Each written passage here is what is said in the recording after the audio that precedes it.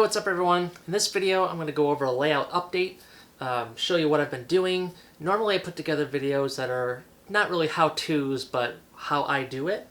And this is going to be more of what I've done, simply because I just haven't had a lot of desire to record and edit, and we've had some water damage in the recent past here, so really wasn't feeling it, but I was really feeling, working on this layout. So I got a lot done. And so in this video, I'm just going to go over, show you what I did. There's been some updates to the structure and some cool stuff happening down on this end. So yeah, let's get into it.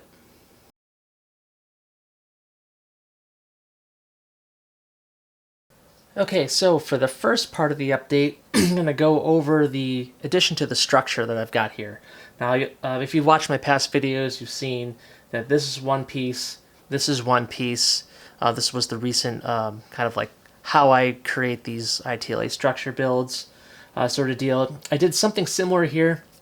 I had some leftover pieces from some of the kits that I got with these structures here, and so I put them to work over here along with some additional new ones back here as well, all from ITLA.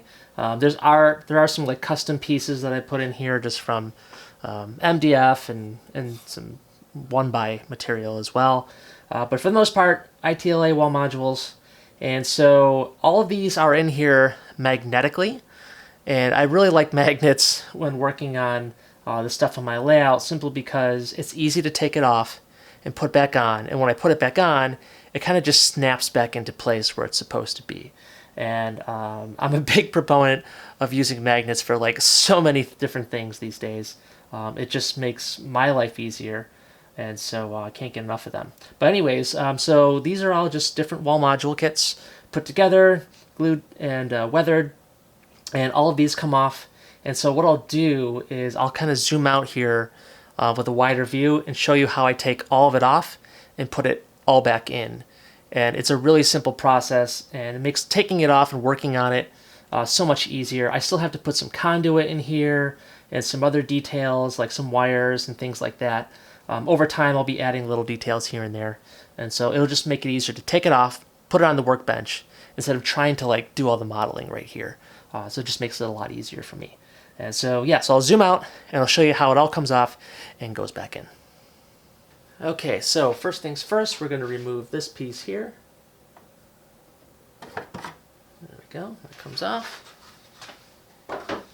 Next up, we're going to take these two pieces out. These are both separate pieces. So again, this attaches magnetically right here. There's some magnets inside of here. Remove those. This piece way back here also has some magnets on it, so I can position that perfectly. And then this piece comes off. These bigger ones, you can see, if you look closely, you can see where I've worn off all the weathering because I've been handling them on and off, but that's no big deal. Again, this has some magnets. You can kind of see in here the magnets.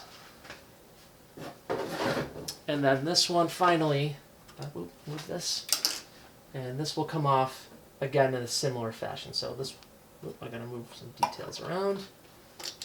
Forgot about that. Dumpsters. All right, so these will come off similar way. Comes out just like that. And there we go. So now to put it back on, it's a similar type of process. Just put it in here like this. Kind of snaps right back to where it's supposed to be. Move my dumpsters back. And then we'll put the next piece in. Like this. Just like that. Next piece for the back. There we go. I felt it snap. Now these two pieces I usually put on at the same time because it's just easier to get in and out. There we go. And then the final piece goes on. There's some magnets in here.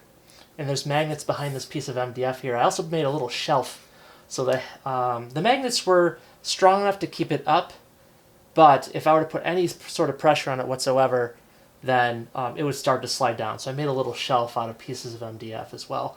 So they'll sit right on top of that, and it also helps line it up so I know where the magnets are. And there we go.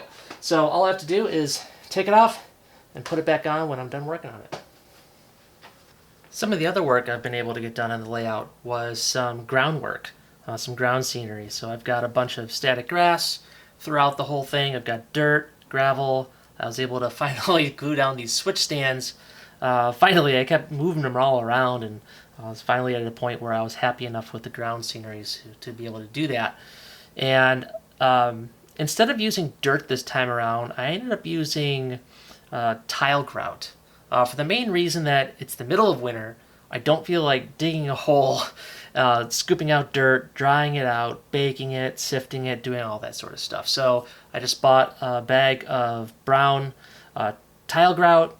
It's kind of like a powdery type of thing, so I had to use like a flour strainer and just kind of tap it along and get all the dirt down that way. Now the nice thing about the tile grout, I know some people kind of don't like to use it.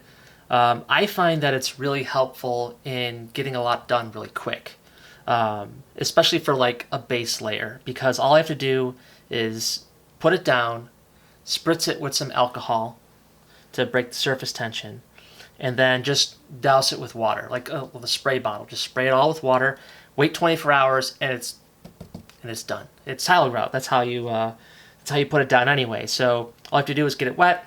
It'll harden. It'll stick to whatever it's on, and then it's basically done. I don't have to put any glue down whatsoever. And there's a lot of nice variations in color depending on how thick you put it down. Now, the thicker it is, the more water you'll have to saturate into it so that you get all the powder, basically, all the grout wet so that it actually sets.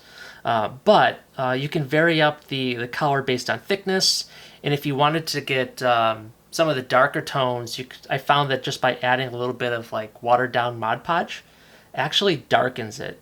Because I was experimenting on the other side of the layout with some ways to just change up the color and change up the way things are glued down.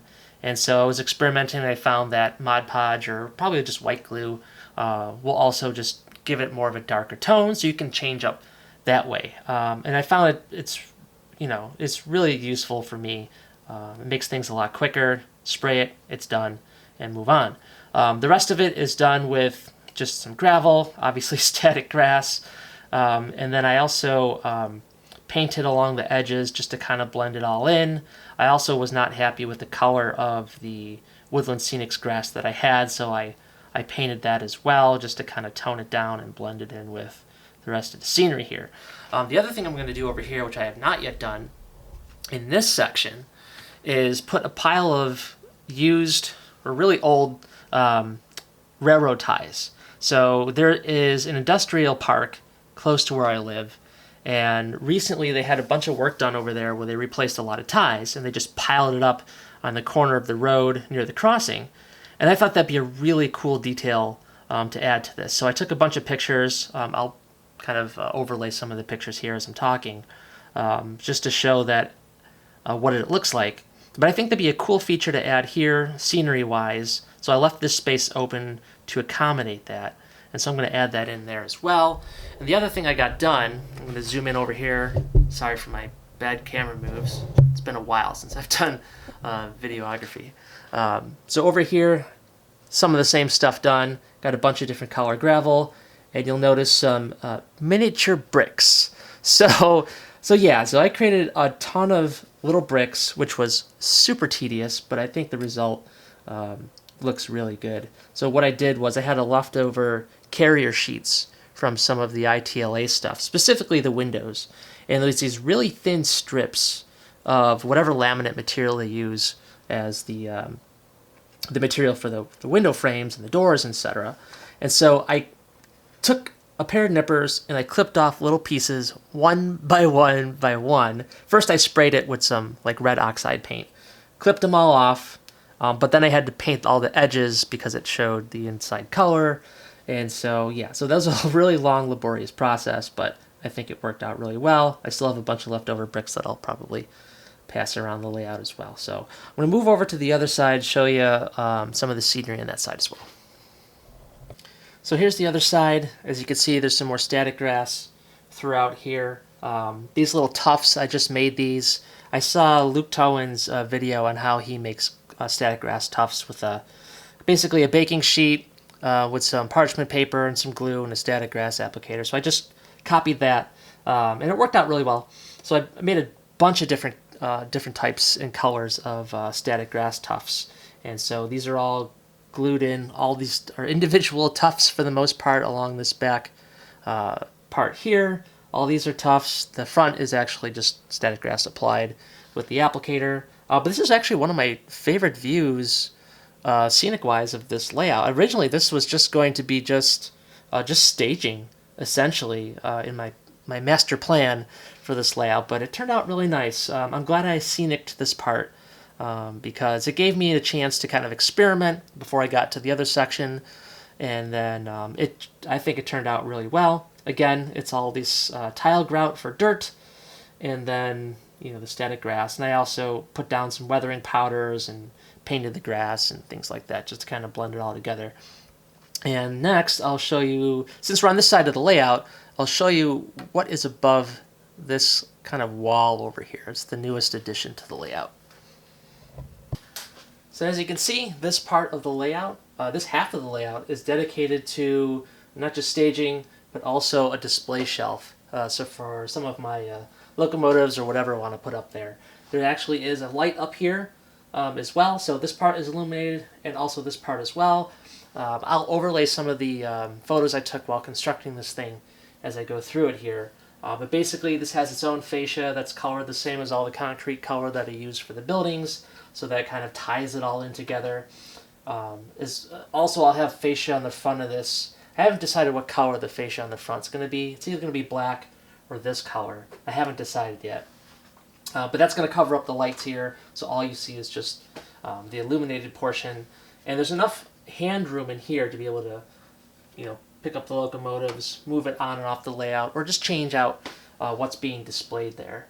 And so, yeah, really happy with this section. I get to display a lot of my motive power, and while also, switching some stuff around on the layout. So this is really cool. I'm really excited about this because I wanted to have some sort of display shelf, and I was going to put it on my wall, but I thought, well, it'd be a lot cooler just to look at them while I'm actually switching this whole thing out. And so, so I decided to just make this half of the layout the display area plus staging. Also, I really want to get this build completed because I've got some other projects that I want to do, but I don't want to start those until this is to a point where I consider it to be done, or at least good enough that I'm happy with it. And so I was originally going to have all these buildings back here. That's a lot of work and a lot of expense. And so I kind of killed two birds with one stone with this. So I have my display shelf, and I saved a lot of time and money on finishing this particular layout. So really happy with that decision. I really like the way it looks. Put a lot of effort into figuring out what to do here. This is actually a piece of acrylic, clear acrylic, so it has like a reflective attribute to it, so you can kind of see the locomotive mirrored in the surface. So it has not like a museum type quality shelf, but something that looks nice, that I think.